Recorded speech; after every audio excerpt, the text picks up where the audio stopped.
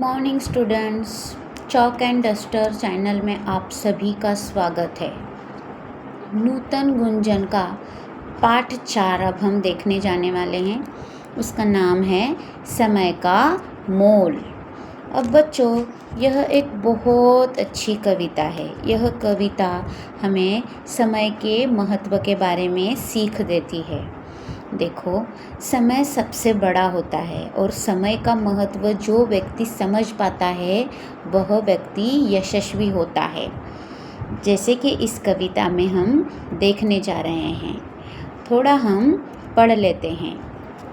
मिले फूल से फूल तो गुलदस्ता बन जाता है, ईंट से ईंटें जुड़े तो देखो सुंदर घर बन जाता है। छोटी छोटी जल की बूंदें सागर बन लहराती हैं, मिट्टी के कण कण से ही यह पृथ्वी बन जाती है।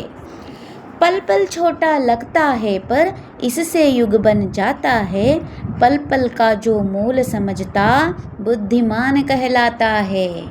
तो देखो बच्चों, समय का महत्व या समय का मोल जो है वो हमारे हाथ में है, हमारे समझने पर है, हमारे पे निर्भर है कि हम अपना समय कौन से चीज़ों में व्यतीत कर रहे हैं और छोटी छोटी बातों का बढ़कर एक दिन बड़ी वस्तुओं का रूप धारण कैसे कर लेते हैं।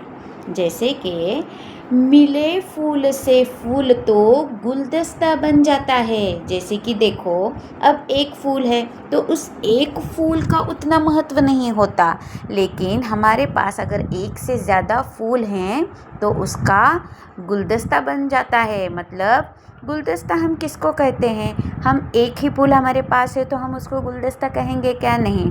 तो हम एक से ज़्यादा हमारे पास फूल हैं तो हम उसको क्या कहते हैं? गुलदस्ता कहते हैं। जैसे एक एक फूल मिलाकर गुलदस्ता बन जाता है। मतलब एक फूल हमको दिखने में एक लग रहा है, इसकी संख्या कम है, लेकिन यही एक फूल मिलाकर क्या बन जाता है? एक दिन एक बड़ा गुलदस्ता बन जाता है। मतलब एक छोटी सी चीज़ बड़ी बन जाती है। ईंट से ईंट जुड़े तो देखो सुंदर घर बन जाता है। अब देखो, एक छोटी सी ईंट का उतना महत्व नहीं होता, लेकिन ऐसे अनेक ईंटें अगर एक साथ जुड़ जाती हैं, उनका उपयोग कर हम क्या बना सकते हैं? एक बड़ा घर बना सकते हैं। मतलब एक छोटी सी ईंट को ईंट से ईंट जोड़कर हमने अगर देखा तो क्या बन सकता है? एक बड़ा वस्तु बन सकती है, घर बन सकता है।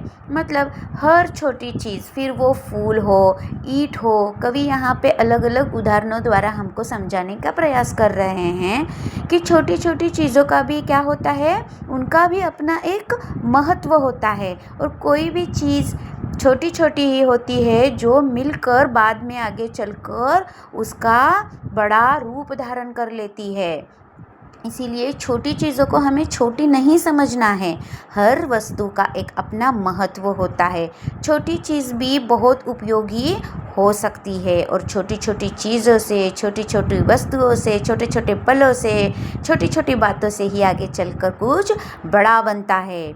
छोटी छोटी जल की बूंदें सागर बन लहराती हैं, मिट्टी के कण कण से ही यह पृथ्वी बन जाती है। अब देखो बच्चों, छोटी छोटी सी ये जो जल की बूंदें हैं ना, अगर एक बूंद है तो उसका कोई महत्व नहीं, लेकिन इन्हीं छोटी छोटी छोटी बूंदों से क्या बनता है? बड़ा सागर बनता है। सागर बनता है तो बस उसका अकेले का महत्व है क्या? नहीं। तो उस सागर में छोटी छोटी बूंदों का उनका भी महत्व है। उन्हीं के कारण, इन बूंदों के कारण ही तो सागर बना है। सागर क्या अकेला बना है क्या? नहीं। तो इन छोटी छोटी बूंदों के संचय के बाद एक बड़ी मात्रा में सागर बनता है।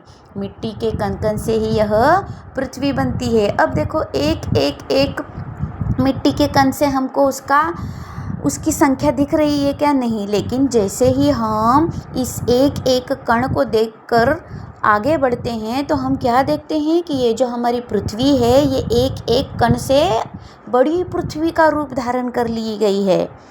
पल पल छोटा लगता है पर इससे युग बन जाता है।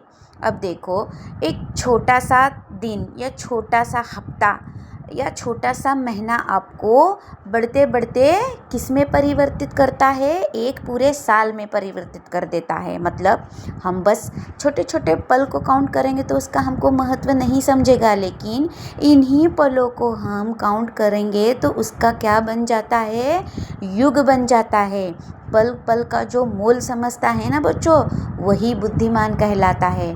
और सही इंसान या सही बुद्धिमान इंसान कौन होता है?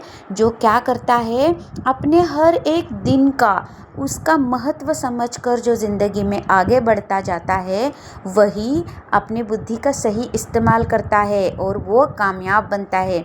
अगर हम समझो आज पढ़ाई एक दिन किए हैं, चलेगा क्या? नहीं, हम रोज़ पढ़ाई करनी चाहिए ना। हमको बस आज ही पढ़कर छोड़ देंगे तो हमको सफलता मिलेगी क्या? या हम बुद्धिमान कहलाएंगे क्या? नहीं, हम बुद्धिमान तभी कहलाएंगे जब हम रोज़ पढ़ाई करेंगे। कोई भी काम हो उसको हम निरंतर करेंगे, पूरे दिल से करेंगे और हम रोज़ रोज़ करेंगे तो एक दिन वो हमारी मेहनत रंग लाती है।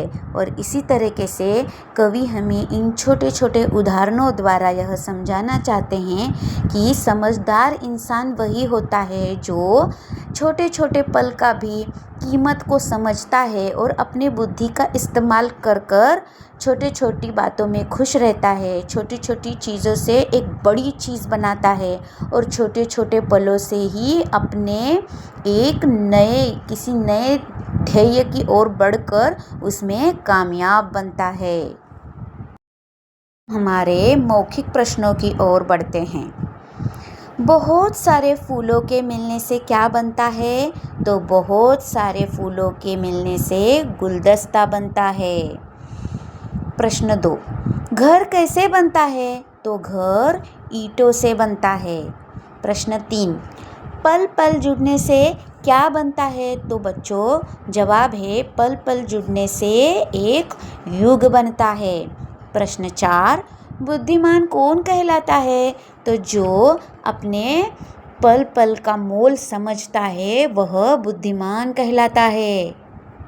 प्रश्न, गुलदस्ता किसे कहते हैं? जवाब है बहुत सारे फूलों के गुच्छे को गुलदस्ता कहते हैं। सेकंड, जल की अनेक बूंदें मिल जाए तो क्या बन सकता है? जवाब, जल की अनेक बूंदों के मिलने से सागर बन सकता है। प्रश्न 3, पल और युग में क्या अंतर है? जवाब है पल समय का छोटा हिस्सा होता है और युग बहुत लंबा समय होता है। सही उत्तर पर टिक लगाना है। देखो, ईंटों से बनते हैं घर, बूंदों से बनते हैं सागर, कण कण मिट्टी से बनती है पृथ्वी। इस कविता के लिए सबसे सही नाम होगा समय का महत्व।